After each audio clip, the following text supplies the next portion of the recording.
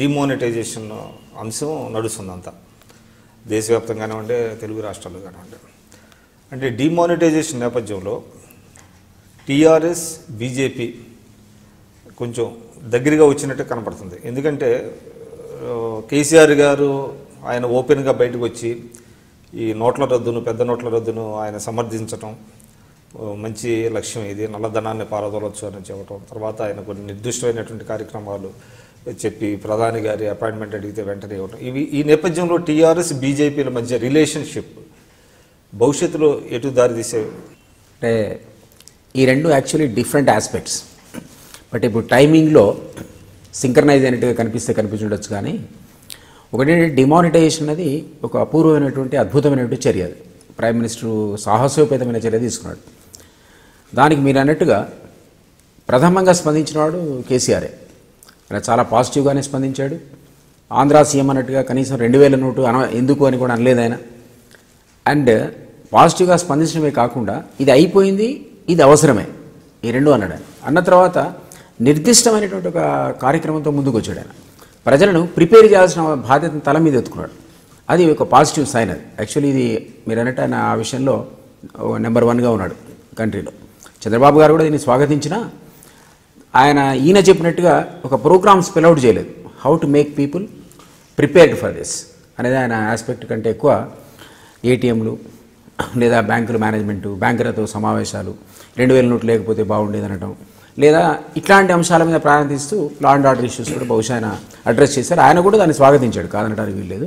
So ఈయన మాత్రం చాలా స్పష్టంగా ప్రజలు అలవరుచుకోవాలి, ఏ విధంగా ప్రభుత్వ కార్యాలయాల లోపల ముందుగా మనం వీటిని ప్రిపేర్ చేయాలి, బెనిఫిషరీస్కు క్యాష్ బదులు ఎట్లా బదలాయించాలి డైరెక్ట్గా అకౌంట్స్లోకి అనేటువంటి వాటిని చాలా పాజిటివ్గా స్పందించి అందులో మాత్రం మనం ఆయన్ని అప్రిషియేట్ చేయాల్సిందే, తెలంగాణ చీఫ్ మినిస్టర్.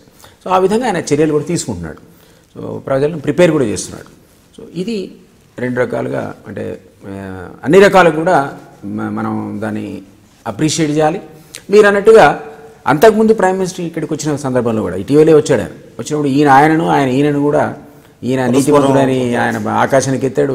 ఇక్కడ ఉన్న చీఫ్ మినిస్టర్ ఆయన గతంలో లేబర్ మినిస్టర్గా పనిచేసిన వాడు కాబట్టి, ఆయనకు కేంద్రాన్ని చూసినవాడు, రాష్ట్రాన్ని చూసినవాడు కాబట్టి మొత్తం అవగాహన ఉంది, సమస్యల మీద స్పష్టమైన పట్టు ఉంది ఆయన. కానీ కూడా ఈయనకు ఒక కితాబ్ ఇచ్చాడు.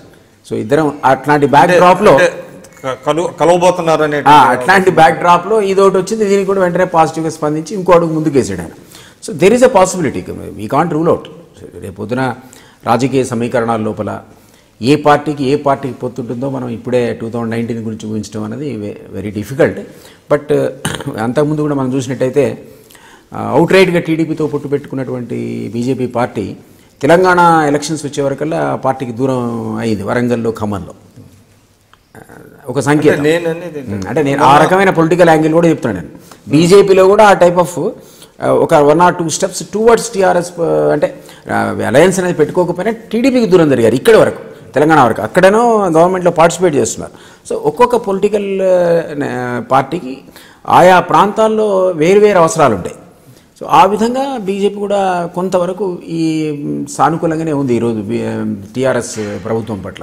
So I don't know, I can't at this time predict and say that ఇది ఖచ్చితంగా రేపు రాబోయే రోజుల్లో ఇద్దరి యొక్క కలయికకు దోహదం చేస్తుందని నేను ఇప్పటికిప్పుడు చెప్పను. కానీ బట్ వైరుధ్యం మాత్రం టూ ఎర్లీ టు ప్రెడిక్ట్. ఆ ఇంటర్వ్యూను మీరందరూ చూడాలని, మీ అభిప్రాయాన్ని నాతో షేర్ చేసుకోవాలని ఆశిస్తున్నా. అందరికీ నమస్కారం.